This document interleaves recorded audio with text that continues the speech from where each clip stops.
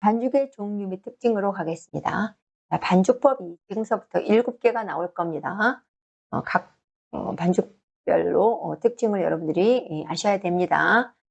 1번 스트레이트법입니다. 직접 반죽법 또는 직접법이라고도 하고, 얘는 모든 재료를 한 번에 넣고 반죽하는 단순한 반죽법이 되겠습니다. 재료의 사용 범위 보시죠. 보통 빵 반죽 칠 때 요거는 기본입니다. 거의 기본 식빵 칠 때 이렇게 칠 수도 있는데, 강력분은 100%고 물은 60에서 64% 정도 사용하고, 이스트는 2 내지 3% 사용합니다. 이거 베이커스 퍼센트죠. 계량제는 1 내지 2%, 소금은 2% 정도, 유지는 3~4%일 때 팽창력이 좀 좋은 편이고, 설탕도 4 내지 8%일 때 식빵일 때는 적당한 것 같고, 분유도 요 정도 사용해주는 재료의 사용 범위를 볼 수 있습니다. 자, 스트레이트법에서 제조 공정을 한번 보시겠습니다. 일단 재료 계량을 해야겠죠. 재료 계량을 할 때 앞에서 재료에서 한번 말씀드린 적이 있는데, 이스트는 설탕, 소금하고 유지하고는 닿지 않도록, 특히 설탕, 소금과는 서로 맞닿지 않게 계량하는 게 좋겠습니다. 물은 반죽 온도를 아까 조절하셨어야겠죠. 아까 마찰계수나 뭐 이런 거 계산해서 온도를 쳐서 얼음을 쓰시든지, 겨울이라면 따뜻한 물을 사용해서 반죽 온도를 높여서 칠 수 있도록 온도를 맞게 조절하셔야 됩니다. 반죽은 뭐 스트레이트법이니까 뭐 다 넣고 클린업 단계에서 유지만 첨가하시면 되겠고, 제품별로 아까 말씀드렸듯이 식빵이라면은 최종 단계까지 치시면 되겠습니다. 순서는 반죽 후에 1차 발효라는 걸 하게 되지요. 반죽 완료한 후에 발효 온도는 27도, 이게 반죽 온도와 같지요. 보통 반죽했을 때 반죽 온도가 27도입니다. 일반적인 식빵일 때 얘기입니다. 그럴 때 1차 발효 온도도 27도고, 상대 습도는 75에서 80%, 발효 시간은 약 3시간까지 갈 수 있다. 이 온도일 때 3시간 정도 걸릴 수 있다, 이 얘기입니다. 제품 필요에 따라 펀치를 줄 수 있다. 자, 건강빵류, 바게트나 깜빠뉴나 호밀이나 이런 건강빵류는 펀치를 주어주면 볼륨도 좋고 모양도 이쁘게 나오고 그렇습니다. 자, 펀치를 하는 이유, 시험에 잘 넣는다는 거 말씀드리고, 펀치를 한다는 건 펀치라는 시점이 전체 발효 시간의 60% 시점에서 하거든요. 일종의 가스백인데, 예, 가스를 눌러 뺀 다음에 위아래를 뒤집어 주는 과정이거든요.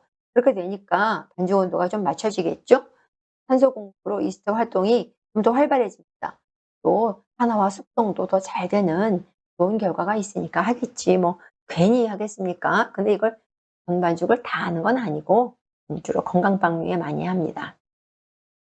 자, 그럼 우리가 1차 발효를 했는데 1차 발효가 다 됐는지 안 됐는지 어떻게 파악할까요? 완료점 판단하는 기준, 이것도 시험에 잘 나옵니다. 자, 부피가 3배 정도 컸느냐, 손가락으로 눌렀을 때 약간 오므라드느냐, 함몰 상태로 확인하는 방법입니다. 부피, 함몰, 그다음에 직물 구조. 이 직물 구조는 섬유질 상태라 그래서 이렇게 꼭 그물같이 이렇게 봉봉봉봉 구멍이 난 것 같은 실그물 구조가 보이는 상태. 이 3가지로 1차 발효 완료점을 우리가 만져서 또는 눈으로, 내지는 또 손으로 이렇게 들춰봐서 확인하는 방법이 있겠습니다. 자, 1차 발효가 끝났다면 그 다음 공정은 분할을 하게 되겠죠. 분할. 내가 원하는 무게가 있겠죠. 식빵이라면 150, 160, 170, 180. 내가 원하는 분할 무게로 가급적 빠르게 분할하는 게 좋겠습니다. 자, 둥글리기라 그래서 평형하기 좋게 또 이렇게 재정돈하는, 표면을 매끄럽게 해주는 이런 작업을 함으로써 그 다음 과정이 예뻐질 수 있게 하는 과정, 둥글리기 과정입니다. 그 다음에 중간 발효, 영어 중간 발효로 벤치 타임. 자, 벤치 타임이라고 하는데 오버헤드 프로프라고도 합니다. 발효 온도는 27도. 보통 그 1차 발효 온도랑 비슷하거나 약간 높은 상태. 그 다음에 상대 습도도 역시 1차 발효 온도와 똑같고, 중간 발효는 보통 이제 10분에서 15분이 될 수도 있고, 이건 그때그때 이제 달라집니다. 반죽량이 많거나 이러거나 하면은 좀 더 길게 될 수도 있고, 발효가 빠르거나 이스트량이 많아서 반죽량이 작다거나 이러면 10분까지 안 걸릴 수도 있겠습니다. 정형, 모양을 낸다는 뜻이에요. 다른 말로 성형이라고도 하고 정형이라고도 하고 영어로 몰딩이라고도 합니다. 자, 그래서 요거를 적용하고 내가 원하는 모양대로 만들어서 틀에 놓든지 또는 철판에 놓든지 뭔가 직접 굽지 않은 하스브레드가 아니라면은 틀이나 철판을 이용하겠죠. 이때 이는 아래로 간다는 거. 자, 2차 발효 온습도 외워주셔요. 1차 발효보다 높습니다. 35에서 43도, 습도 85에서 90% 많이 올라가 있죠. 시간은 30분에서 60분 정도인데 우리가 알아야 될 것은 완제품 크기의 한 70% 정도 사이즈까지 키우는 겁니다. 70%라고 한다면 오븐에 들어가서 30%를 키울 거니까 완제품 크기의 70% 사이즈까지 발효시키면 됩니다. 굽는 방법은 제품의 종류와 크기와 이거에 따라 온도가 다 달라진다는 거고, 냉각은 내부 38도 정도, 수분 함량 38% 정도에서 포장하시면 되겠습니다. 냉각해서. 시험 문제에서는 요런 게 나오죠. 요런 거. 스펀지법과 비교해서 스트레이트법의 장점이 뭐냐, 단점이 뭐냐, 이렇게 나오면 고맙고, 스트레이트법과 비교해서 단점이 아닌 걸 고르시오. 장점이 아닌 걸 고르시오. 문제를 잘 읽어야 돼요. 단점이 아닌 걸 고르시오. 그러면은 장점을 고르시라는 얘기가 되겠죠. 여러분께서 문제를 잘 읽고 비교해서 푸시면 되는데, 일단 스트레이트법의 장점은 제조 공정이 단순합니다. 시설 및 장비가 간단하고 발효 손실도 그렇게 안 커요. 노동력 시간도 절감된다는 장점이 있고, 단점은 노화가 좀 빵이 빨리 딱딱해집니다. 향미나 식감이 스펀지에 비해 훨씬 안 좋아요. 잘못된 공정을 수정하기가 어려워요. 한번 망하면 망한 겁니다. 발효력, 내구성이 좀 스펀지에 비해서 약하다. 지금 이것이 스트레이트의 단점이면 얘는 지금 스펀지의 장점이라고 볼 수 있는 거겠죠. 여기까지가 지금 스트레이트법이었습니다. 자, 제법별 발효. 자, 여기 이제 완료점을 강의하려고 이 책에 써놨는데, 스트레이트법일 때, 스펀지법일 때, 액체 발효법일 때, 자, 조건 한번 보시죠. 조건은 액체 발효법만 다르고 스트레이트와 스펀지는 똑같습니다. 온도 27도에 75에서 80% 똑같죠? 근데 액체 발효법만 온도 30도입니다. 발효 완료점. 발효 완료점은 보통 손가락으로 스트레이트인 경우에 손가락으로 눌렀을 때 자국이 남는다. 눌러본다. 네, 부피가 3배에서 3.5배로 증가했다. 그 다음에 반죽 내부에 섬유질, 실그물이 형성됐다. 눌러봤을 때 뭐 함몰 상태라고 얘기하고, 부피, 그 다음에 뭐 조직이 섬유질이다. 이 세 가지로 우리가 1차 발효 완료점을 체킹하죠. 스펀지법은 표준 발효 시간이 서너 시간 됩니다. 부피도 한 4, 5배 정도 되고, 이 드랍 현상이라는 건 이제 약간 가운데가 올라오다 살짝 중심 부분이 꺼지는 현상을 드랍 현상이라고 하죠. 또는 이렇게 핀홀, 바늘구멍 같은 게 송송송송송 보인다. 요 시점이 이제 스펀지가 발효가 된 시점이다. 액체 발효법에서는 보통 발효 시간을 이제 2~3시간을 보는데, 이걸 측정하는 기준이 pH로 이제 확인을 하죠. pH가 4.2에서 5.0일 때, 발효가 됐다. 이렇게 이제 우리가 얘기합니다. 방법별로 이제 발효 완료점을 체킹하는 방법, 시험에 잘 나오죠. 스트레이트는 3가지, 스펀지도 3가지, 액체 발효법은 1가지죠. 발효 시간은 뭐 당연히 들어가는 거고, pH로 측정한다. 숫자는 4.2에서 5.0이다. 이거는 반드시 기억해 주셔야 됩니다. 꼭 외워주세요. 비상 스트레이트법으로 가겠습니다. 비상 스트레이트법은 비상 반죽법이라고도 합니다. 자, 1번이 스트레이트였었고, 2번은 비상 스트레이트죠. 뭔가 스트레이트법에서 변형된 거구나 라고 생각하시면 됩니다. 비상 스트레이트는 말 그대로 비상법입니다. 급할 때 쓰는 반죽법인데, 전체 공정 시간을 줄임으로써 짧은 시간 내에 제품을 생산하는 겁니다. 표준 발효 시간을 줄여서 발효 속도를 빠르게 할 수밖에, 줄일 수 있는 시간은 발효 시간밖에 없기 때문에 최대한 줄여서 빨리, 갑작스러운 상황, 예를 들어서 전기가 내일 안 나온다든지, 오늘 많이 해야 된다든지, 오늘 갑자기 주문량이 밀렸다든지, 앞에서 빵을 망했었다든지 이럴 때 갑작스럽게 급하게 해야 될 때 쓰는 반죽법이 비상 스트레이트입니다. 자, 정말 중요한 건 여기입니다. 2번 비상 스트레이트법 변화 시 조치사항. 자, 여기는 여러분들에게 진짜 꼭 외우라고, 이거 안 외우시면 안 된다고 제가 정말 많이 강조하고 싶습니다. 비상 스트레이트법의 변화 시 조치사항은 필수적 조치 6개와 선택적 조치 4개가 있습니다. 필수적 조치는 말 그대로 진짜로 꼭 해야 되는 거고, 선택적 조치는 하면 더 좋고 안 해도 괜찮다 이런 겁니다. 필수적 조치에서 6가지 한번 보시죠. 물 사용량 1% 증가합니다. 작업성 향상을 위해서.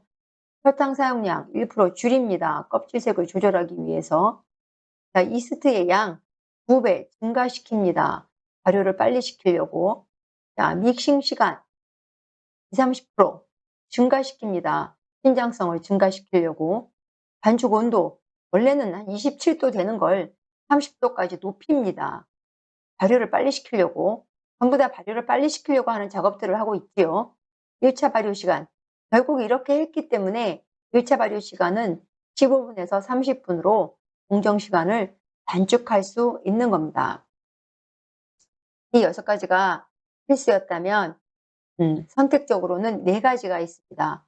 소금과 이스트푸드, 분유, 식초나 젖산을 넣거나 줄이는 건데, 소금은 줄이고 이스트푸드는 늘리고 분유는 줄이고 식초는 넣는다 이런 얘기죠. 그래서 이걸 이렇게 외우시면 어떨까요? 이시기가 있고 이제 소분이가 있겠죠. 앞대가리만, 앞머리만 먼저 따는 겁니다. 이스트푸드는 늘린다 그래서 이시기는 늘려주는 거예요. 이시기는 늘려주고 소분이는 이제 줄여주는 거예요. 이시기는 늘려주고 소분이는 줄여준다. 이렇게 하면 선택적 조치가 여러분들 좀 외우기에 도움이 되지 않으실까 이런 생각을 하면서 제가 이렇게 한번 써봤습니다. 필수적 조치는 어쩔 수 없어요. 그냥 다 외우셔야 됩니다. 무조건. 사실은 이게 더 시험에 많이 나오니까 여러분들이 요거 꼭 외워주세요.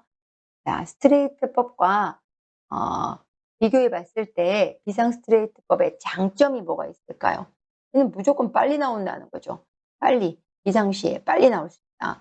노동력이나 임금을 절약할 수 있다. 이렇게 장점이 있는가 하면 사실은 단점이 엄청납니다. 노화가 빨라요. 빵이 빨리 딱딱해진다는 얘기죠. 또 이스트 향이 너무 강해. 냄새가 좀 많이 나. 확실히 많이 나니까 좀 싫어할 수도 있겠죠, 고객이. 제품의 피가 들쑥날쑥 고르지 않게 나올 수 있다라고 하는 단점이, 치명적인 단점이 있습니다. 자, 그 다음에 스펀지 도우법으로 가겠습니다. 스펀지 도우법. 스펀지 도우법은 스펀지 2번을 반죽한다고 해요. 첫 번 반죽하는 반죽을 스펀지라고 하고, 두 번째 반죽, 진짜 제대로 된 반죽을 본반죽이라고 합니다. 도우라고 하는 도우. 처음 걸 스펀지. 우리말로 한자로 중정법이라고도 합니다. 이름이 왜 이렇게 많아? 스펀지 도우법은 중정법이라고도 합니다. 처음 건 스펀지, 나중 건 도우입니다. 자, 스펀지 도우법의 반죽 온도 이렇게 친히 써준 이유가 있습니다. 두 개가 다르고 두 개가 시험 문제에 각각 잘 나온다는 얘기입니다. 스펀지 반죽 온도는 24도고 본 반죽 온도는 27도다는 거. 이거 시험 문제에 정말 잘 나옵니다. 자, 재료의 사용 범위. 스펀지를 만들 때는 요 4가지가 들어갑니다. 자, 다음 중 스펀지에 들어가는 재료가 아닌 것을 고르시오. 이렇게도 나올 수 있겠죠. 4가지. 밀가루, 물, 이스트푸드. 여기 소금은 없습니다. 소금은 어디 있습니까? 여기 있습니다. 자, 그 다음에 설탕도 이쪽에 있고, 유지도 여기 있고, 분유도 여기 있습니다. 스펀지에는 요 4가지만 들어갑니다. 비율도 밀가루, 전체 밀가루가 100이라고 볼 때 60일 수도 있고 전체 단일 수도 있어요. 스펀지에다가. 물은 스펀지 밀가루량에, 여기서 얼마를 정했을 거 아닙니까?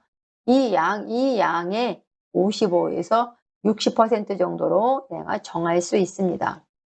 이스트는 1 내지 3%를 여기 다 넣을 수도 있고, 아니면 나누어 넣을 수도 있습니다.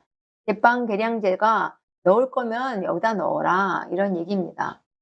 이렇게 해서 스펀지 반죽을 먼저 치고 그다음에 발효가 끝난 후에 만약에 여기서 100을 안 넣고 60을 넣었다면 밀가루가 40 남았을 거잖아요. 이거를 또 넣고 또 물량이 스펀지 밀가루에 55에 60이었으니까 전체 물량에서 분명히 남은 물이 있어요. 전체 물량에서 이 물량을 뺀 나머지 물량을 또 넣어줘야 되고 그 밖에 이스트는 여기 다 넣었다면 여기는 이스트가 없겠고 소금이 여기 들어가야죠. 안 들어가면 안 돼요. 빵이니까 꼭 들어가야 돼. 설탕도 여기 꼭 들어가야 돼. 그다음에 유지도 들어가고 분유도 여기에 들어가서 얘를 넣고 다시 짧게 반죽을 친다. 이렇게 2번을 반죽을 친다는 걸 가볍게 말씀드리면서 좀 더 자세히 보도록 하겠습니다. 구조 공정. 계량을 먼저 했지요. 계량을 하셨으면 그다음 스펀지 반죽을 칩니다. 스펀지 반죽은 픽업 단계까지 많이 치지 않아요. 길어야 한 4분에서 5분 정도? 많이 안 쳐요. 반죽 온도도 한 24도 아까 나왔었죠. 자, 그다음에 1차 발효는 발효 온도가 스펀지는 24도고 도우는 27도다. 아까 말씀드렸고 습도도 75에서 80%다. 자, 스펀지를 발효하는 발효 시간은 처음 붓기에 한 4-5배 정도 시간상으로 서너 시간 엄청 오래 걸립니다. 이 정도까지 발효를 시켜 주셔야 되고 그다음에 이게 완료가 됐을 때 이제 본반죽을 치게 되는데 아까 안 들어갔던 재료들 소금, 설탕, 분유, 유지 같은 거 밀가루가 남았다면 밀가루 더 넣고 이스트가 남았다면 더 넣고 남은 물이 있다면 더 넣어서 완전하게 글루텐을 발전시키는 겁니다. 역시 유지도 넣고 역시 제품별로 원하는 믹싱을 해서 온도는 27도로 맞춥니다. 그럼 넘어가기 전에 스펀지 반죽이 1차 반죽이었는데 여기에 밀가루를 많이 넣으면 어떤 결과가 나올까요? 그거 궁금하지 않습니까? 스펀지에 밀가루를 60에서 100% 넣을 수 있다고 했는데 60% 넣었다면 40%가 남았을 것이고 스펀지에 100을 넣었다면 본반죽, 도우 반죽에 밀가루가 안 들어갈 건데 자, 이 경우 요것도 시험에 잘 나오니까 읽어봐 드릴게요.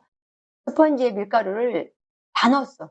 많이 넣었다면 스펀지 발효 시간은 길어지고 본반죽 발효 시간은 짧아진다. 밀가루가 이쪽에 다 들어갔으니까 본반죽의 반죽 시간과 플로우 타임은 둘 다 짧아집니다. 본반죽 시간이 짧다면 플로우 타임도 짧아집니다. 반죽의 신장성이 더 좋아진다 그래요. 밀가루를 스펀지에 많이 넣으면 풍미나 부피나 조직이나 기공 모든 게 품질이 좋아진다고 하니까 스펀지에 밀가루를 많이 넣는 것이 대체적으로 결과가 좋다라고 생각하시면 될 것 같습니다. 자, 도우까지 쳤고 그다음에 플로우 타임. 뭐 쉬는 시간 같아요. 뭐 그냥 늘어지게 쉬는 반죽 같아요. 일종의 약간의 발효 기능이기도 하지만 자, 요거는 길지 않아요. 10분에서 한 40분 정도. 스펀지 밀가루의 양이 많이 들어갔다면 본반죽 시간이 짧아지거든요. 밀가루가 안 들어가니까 플로우 타임도 짧아진다는 거 기억해 주시고 플로우 타임 지나고 나서는 분할을 하시죠. 여기서부터는 똑같습니다. 여기서부터는 뭐 스트레이트 컵과 같다. 앞에만 다르다. 자, 요런 거 여기서부터는 똑같다. 이렇게 보시면 됩니다. 이거 아까 제가 금방 풀어드린 문제입니다.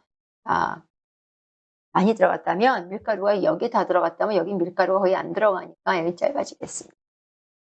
자, 여기까지가 스펀지 반죽법이었고 장단점을 한번 봐야겠죠. 장단점은 스트레이트법과 비교하는 문제가 굉장히 많이 나와요.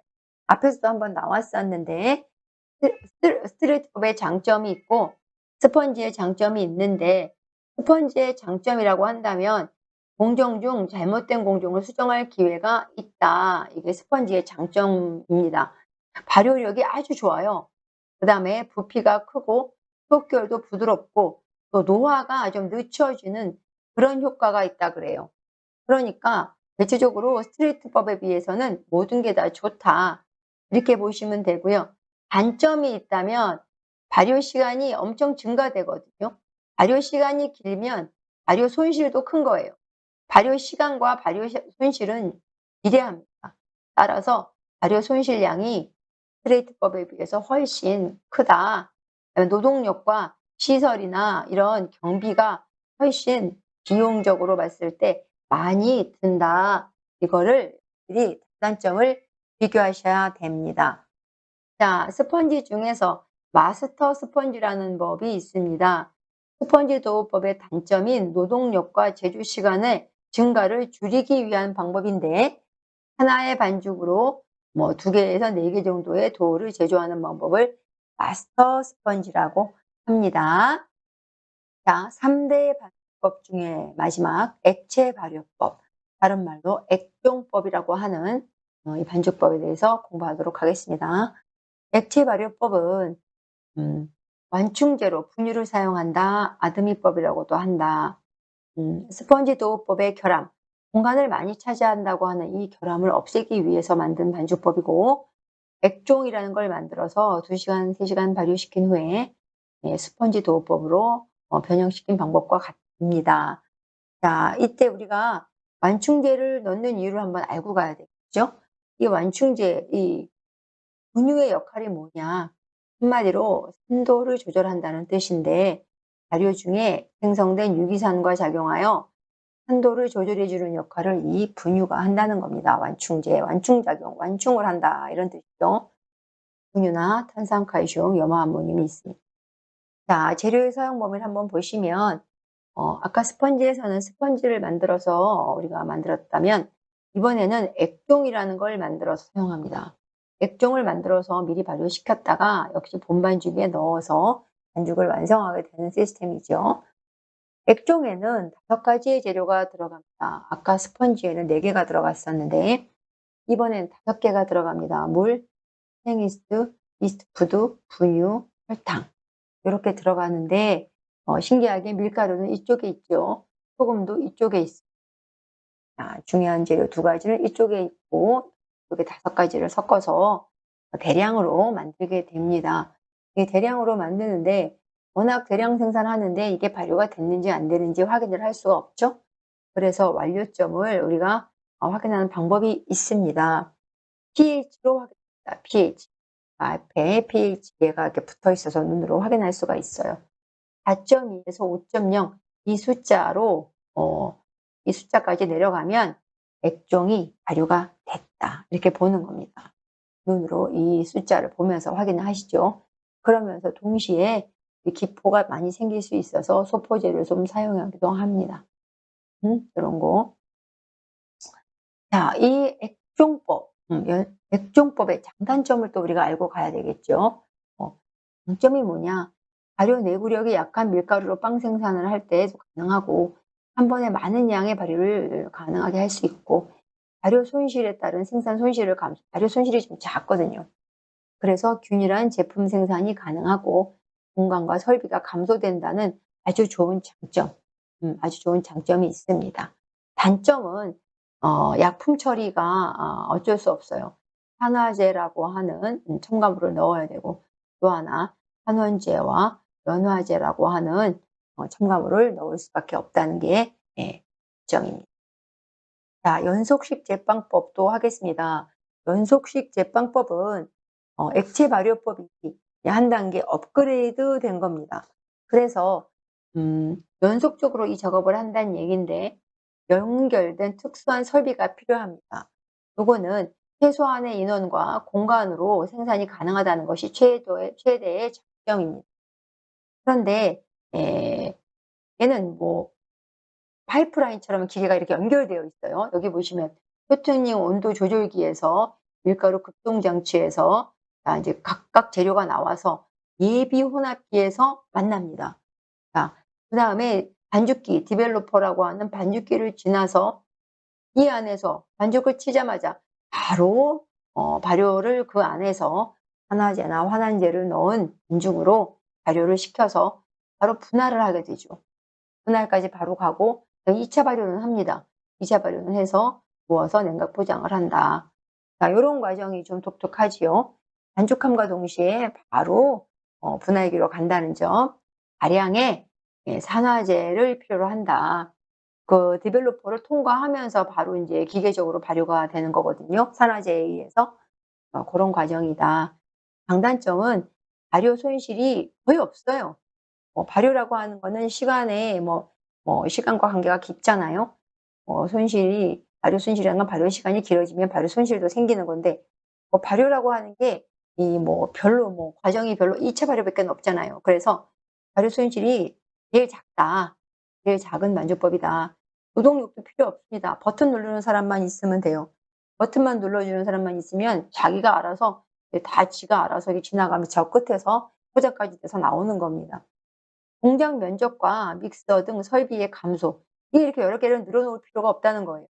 하나의 이렇게 파이프라인처럼 관으로 만들어서 사용할 수 있기 때문에 공간도 굉장히 작고 작은 공간에서도 얼마든지 제조가 가능하다. 단점은 일시적으로 그 기계 구입이 아주 부담이 크죠. 기계화가 중요한 반죽법이니까 기계화된 시스템을 놓으려면 초기 투자 비용이 좀 많이 들겠죠. 그다음에 산화제를 첨가함으로써 발효향이 좀 안 좋을 수가 있다. 여러분, 디벨로퍼는 반죽기입니다. 반죽기 회전하면서. 자, 그다음에 노타임 반죽법을 하도록 하겠습니다. 노타임. 노타임은 말 그대로 뭐가 필요 없다는 뜻일까요? 노타임, 시간이 필요 없다. 무슨 시간이 없을까요? 얘도 역시 발효 시간이 필요 없습니다. 발효 시간이 필요 없다면 왜 없을까요? 얘도 역시 산화제, 환원제를 넣어서 발효를 시키는 방법입니다. 노타임 반죽법은 1차 발효를 하지 않거나 아주 짧게 합니다. 대신 산화제와 환원제를 넣어서 믹싱 시간과 발효 시간을 줄이는 반죽법입니다. 발효라는 공정이 거의 없어요. 무발효 반죽법이라고도 합니다. 손실도 별로 없겠죠. 발효 손실도. 그다음 산화제와 환원제라고 하는 게 계속 이제 첨가물로 나오고 있는데, 어떤 역할을 하나, 어떤 종류가 있나 한번 보시죠. 산화제라는 건 가스 보유력과 반죽 취급성이 좋도록 단백질 구조를 강하게 하는 역할을 합니다. 1차 발효가 지나치면 성형이 이제 너무 단단해질 수 있거든요. 1차 발효 시간을 단축할 수 있다. 이런 장점이 있죠. 산화제의 종류에는 비타민 C, 코르브산, 브롬산 칼륨, 요오드 칼륨, 아조디카보나마이드 이런 거를 사용해서 발효 시간을 줄입니다. 발효 시간을 줄이는 게 산화제입니다. 환원제는 글루텐 단백질 사이의 이황화 결합, SS 결합을 절단시킵니다. 그래서 반죽 시 단백질이 빨리 재정렬될 수 있도록 도와주는 물질입니다. 얘는 반죽 시간을 줄여줄 수 있습니다. 산화제는 뭘 줄여요? 발효 시간을 줄여요. 환원제는 뭘 줄여요? 반죽 시간을 줄여요. 종류에 뭐가 있어요? 환원제의 종류에는 L-시스테인, 돌브산 그런 게 있습니다. 각각 역할이 다르다는 겁니다. 자, 장점과 단점을 또 우리가 보고 가야겠지요. 장점, 단점. 노타임 반죽법은 짧은 시간 안에 빵을 만들 수 있다. 발효라는 걸 거의 안 한다니까요. 그다음에 발효를 안 하니까 손실도 적겠죠. 에너지도 적게 듭니다. 그럼 단점이 결정적인 게 뭐가 있을 것 같다, 그죠? 발효를 안 하니까 발효 향이 없습니다. 빵에 풍미가 없는 거죠. 풍미가 없는 빵이 만들어진다. 또 저장성이 짧다, 이런 거. 노화가 빠르다, 이런 거가 되겠습니다. 그다음에 재료비가 오히려 많이 늘어난다. 이런 단점이 있습니다. 노타임 반죽법. 노타임 반죽법까지 공부해 봤습니다. 7번째, 냉동 반죽법입니다. 냉동 반죽법은 반죽을 냉동한다는 거죠. 그래서 수분량을 냉동하면 또 해동시킬 때 질어질 수 있으니까 수분량을 많이 줄여요. 보통 63%라고 하는 수분량을 쓰더라도 58%까지 반죽을 줄여서 되직하게 반죽을 합니다. 그다음 반죽 온도가 좀 낮아야 해요. 이게 높게 되면 더 많이 질어질 수 있고 끈적거림이 심해집니다. 그다음에 짧게, 아주 짧게 1차 발효를 해서 분할해서 할 수도 있고, 분할해서 얼릴 수도 있고, 성형해서 얼릴 수도 있고. 자, 냉동은 마이너스 40도에서 아주 저온에서 급속 냉동을 해야 그 얼음 결정이 작아지겠죠. 급속 냉동을 하고, 그다음에 저장은 이 온도에 계속하면 이스트 죽어요. 그래서 마이너스 25도에서 마이너스 18도에서 마이너스 25도에서 마이너스 18도에서 보관은 합니다. 보관. 급속 냉동 후 보관은 이 온도에서 합니다. 이 온도에서 하게 되면 이스트의 활동을 억제시켜서 필요 시에 완만한 해동을 통해 빵을 진행할 수 있다는 겁니다. 자, 여기서 냉동 반죽의 팽창 저해 요인 이거 한번 보겠습니다. 그러면 나올 수 있겠죠. 냉동 반죽의 얼음 결정을 형성합니다. 얘가 냉동 반죽이 잘 안 크는 것 같은 어떤 그런 볼륨이 좀 약한 것 같은 그런 요인이 발생하는데 이 이유가 이제 얼음 결정이 이제 해동되면서 있었기 때문에 형성돼서 어쩔 수가 없다. 냉동 시 탄산가스 확산 및 농해도에 의한 가스 보유력이 감소한다. 보유력이 좀 줄어들 수 있다. 해동 후 저장 기간 및 환경에 따라 물성이 약화돼서 그렇다. 이래서 냉동 반죽 제품이 조금 팽창력이 좀 떨어지는 것 같은 그런 경향이 있습니다. 자, 재료의 사용 범위. 재료는 밀가루 100에 대해서 물량을 좀 작게 잡는다 그랬죠. 단백질 함량은 많은 걸 잡으셔야 됩니다. 이스트량이 좀 많다는 거 한번 보시죠. 좀 죽을 걸 대비해서 이스트량은 2배 잡습니다.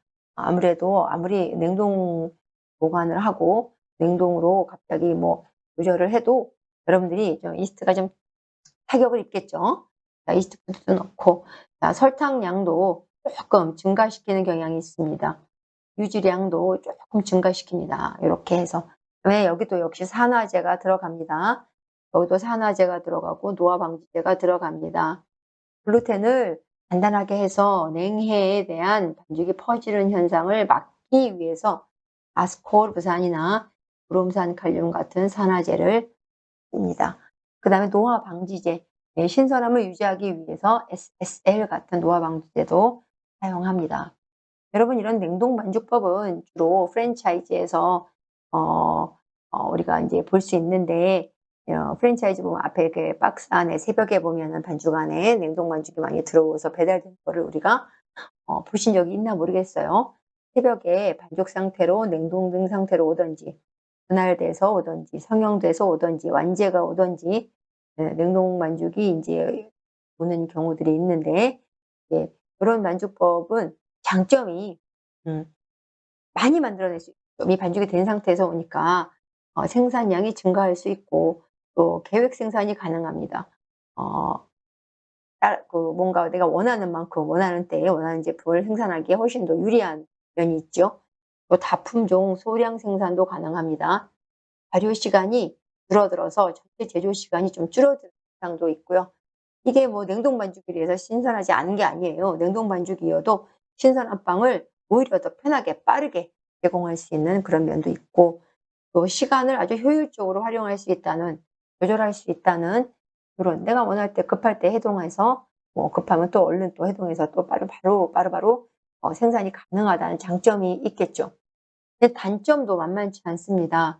아무래도 냉동하면서 냉동으로 얼렸다가 급속 냉동했다가 또 해동하면서 이스트가 사멸하면서 가스 발생력이 약화되고 보유력도 저하됩니다. 또 냉동 저장 시설이 있어야겠죠. 그 시설비가 또 많이 들 겁니다. 또 산화제를 써야 됩니다. 산화제가 들어가야 하죠. 왜냐하면은 이제 뭐 퍼지는 것도 막아 줘야 될 것 같고 글루텐도 좀 단단하게 해 줘야겠고 해서 산화제가 사용된다라는 거. 근데 이게 결정적으로 이스트도 좀 많이 들어갔고 뭐 이래서 노화가 좀 빠르다라고 하는 게 냉동 반죽법의 단점이라고 볼 수 있습니다.